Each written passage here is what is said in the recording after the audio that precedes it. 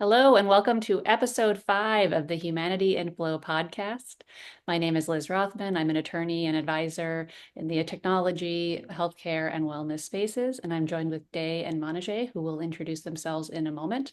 And we are going to talk about when life makes you pause, those moments when you're working towards a lot of different goals or one goal, and your whole life is consumed by it, and then your life makes you take a pause and step back and take care of yourself or reflect. And so that's what we're going to talk about today. So I'll hand it over to my co-hosts here to introduce themselves. Manijeh, do you want to go first? Sure, sure. Hi, it's good to be here. I've been missing for a couple of weeks now.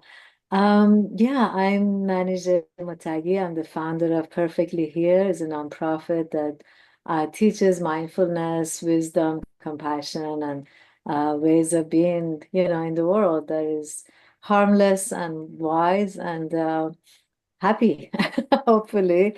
And also, I have a methodology, mindful life optimization, which is embedded in my upcoming book. It's not easy to be human. It proves it to me over and over. And so I'm happy to be here. Day, go for it. Hi, everybody. I'm Dayanara Thompson. I go by Day for short. I'm the founder of Align Your Vibes. I'm a chiropractor and a wellness expert in the space, hosting different classes and events. And I'm just really excited to be here and to talk about this topic today because I'm rearranging my whole life around this topic. Yeah, I think it's a constant work in progress, right? To Yeah. kind of continually have a balance so that when something does come up, it doesn't, just uh, disrupt things as much as often happens. So, Manijeh, you mentioned that you've been missing for a few weeks. I know you had a it's been a quite a wild season as far as flu and colds go. Yeah. And do you want to Yeah, talk? yeah, that's a good, actually, maybe a very good topic because, prior to this past 3 weeks, I had the COVID and the flu, I believe, back to back or combined, something about it.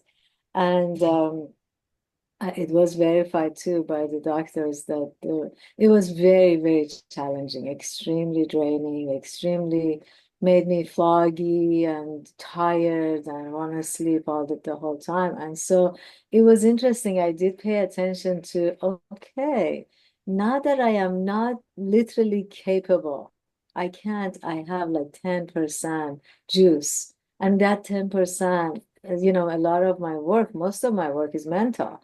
And so even the physical ones I couldn't do. So I was thinking about like, wow, what happened to all the importance of all those projects and tasks and deadlines? And we have these teams and we're working together and we have all these things set and we have, things to show up, things to send to each other. And they all paused because I had to pause. And also their importance just went away. It didn't matter. It's like it didn't matter anymore. When you can't do it, how is it going to matter? And thankfully, there were some things that could was, wait. But that's the thing. I think that my learning about that was okay, having focus and getting to do the work and getting to tend to what's important and showing up to life and work and this and that. Yes, all of that. But Yeah, I also think but it's so. also knowing that it's not like an absolute, it's not something we should sacrifice, like there you were kind of alluding to, sacrifice our well-being, sacrifice other things that are important because these things have to be done. Once I was down, they couldn't get done. And that's it. And everybody waited for me. Yeah, I think that that's so interesting, right? Because I know you in particular, you were working so hard on your book and on so many different projects, and you were just kind of working around the clock on many different things and, always trying to find that balance. But, and then, like, as you just said, when you physically can't do it for whatever reason it is, right? If it's a common illness, if it's something else going on in your life, and you physically can't do it, you like can step back and see, oh wow, the urgency of some of these things that I thought absolutely had to be done, that I had to sacrifice all of these things in my life to make sure that they were getting done on time, suddenly you reprioritize that and you're rethinking about how important or not important some of those things are, at least in their urgency in the moment, and if they could wait and if you could prioritize things in a different way. And I think that it sounds like it was a really a difficult time for you, to put those projects to the side a little bit while you couldn't do them, but now it sounds like you've gained some perspective from that as well. And everybody was patient and kind and understanding. And when you can't do it, what are you what are you gonna do? You can't force something to. So that maybe that that's the message for all of us to kind of think about not push to the last. I mean, this wasn't. I don't know. I mean, I caught the COVID somewhere, but it's about like not pushing as if this is really the most important thing in our lives, Yeah. the projects and the work. And I think it's really important to see what is important and what's not important. And I think in this season of my life, starting a business, I think I jumped on too many opportunities to see my business grow. And now a year later, I'm like, are these opportunities aligned with my why? And I'm starting to realize not all of them are. So being able to kind of take a step back to really reevaluate the importance, and also to just realize that work is only one part of my life. I still have other parts of my life I need to pour into. And I think when you're building something, you sacrifice certain things. Like, for example, for me, since opening the clinic, I think I've gone to the gym maybe once a week, maybe twice on good weeks. And then I'm telling patients, I'm like, oh, you need to stretch and exercise more. And then I'm like, me too. So I think it's just been a great reminder of to be able to be congruent in my life and my business and my practices, that I need to have my why established, and also to understanding the opportunities and just kind of seeing what is worth and what's not worth my time, and not in a bad way, but just to kind of start to reevaluate those things so I can have a healthy balance.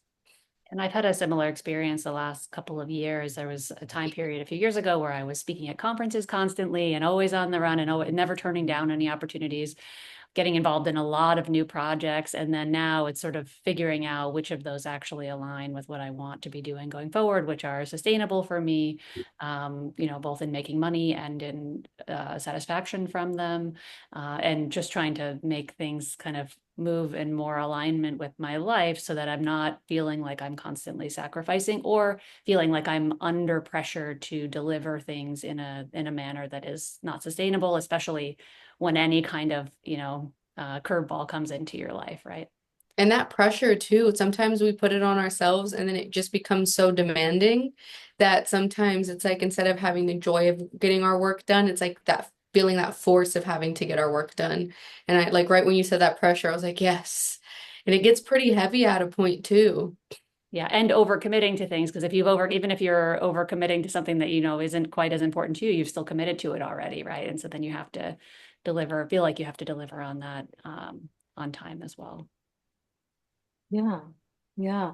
And I think with one of my mentees, I was talking about this, that she was thinking about, okay, how do I choose which one to drop? Like all these things I want to be a part of, all these projects, like you say, it's helpful for the business, helpful for the sort of nature of things that I like to be involved with. How do I do that? And I kind of saw like a tree trunk, like, your intention, your core value, your core, what makes you come alive?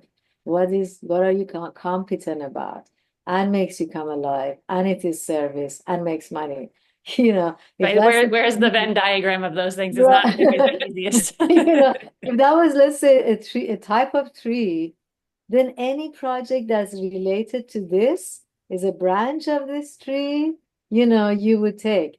But if it's a branch of some other tree, then you gotta drop it or not pick it up.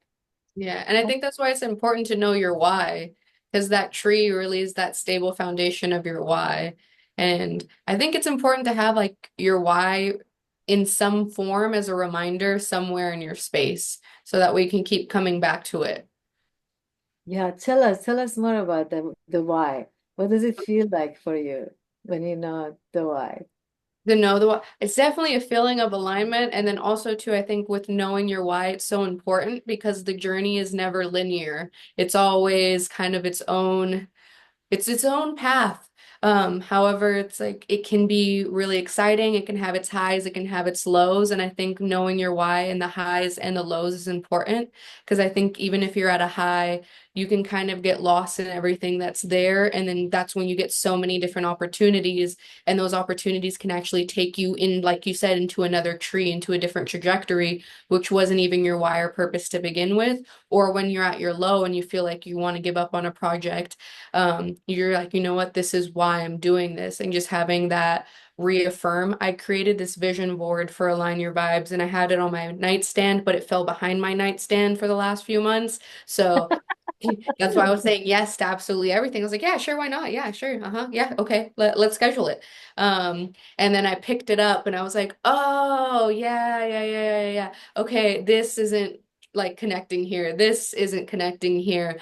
And I've been able to just let go of a lot more projects so that way I can be more fully present and more fully focused with the projects that I have committed to, and also to myself. Because I think just this last year, um, yeah, I've just been running on fumes and now it's not sustainable. And I think just the amount of output that I was doing um, in my 20s, now stepping into my 30s, I do feel that energy drop.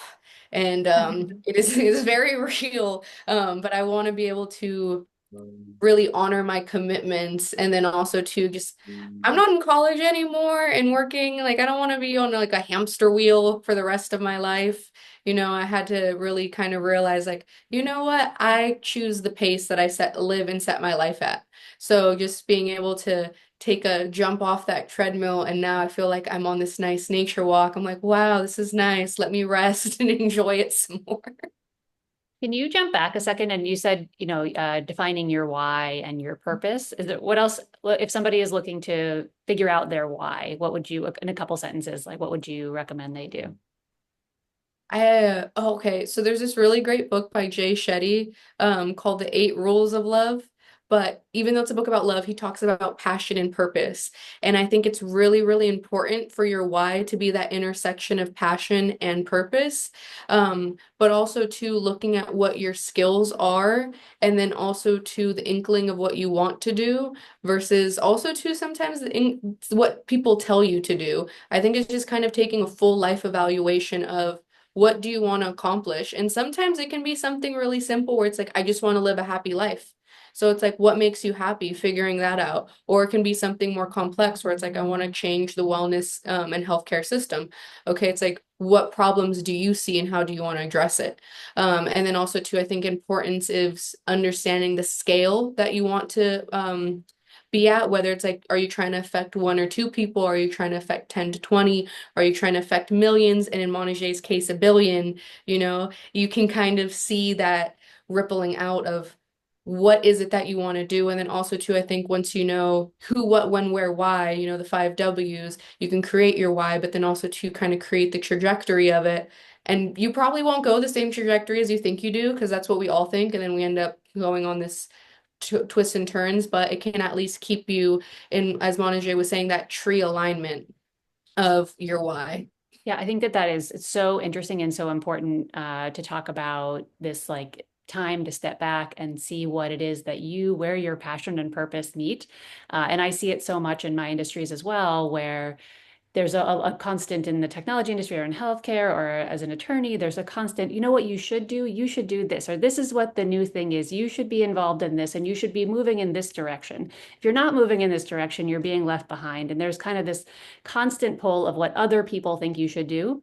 And I think maybe like, I don't know, myself as a professional woman, I hear that a lot and I feel that. And at times in my life, I have gone with the waves of what people say that you should do at this, at this point in your life.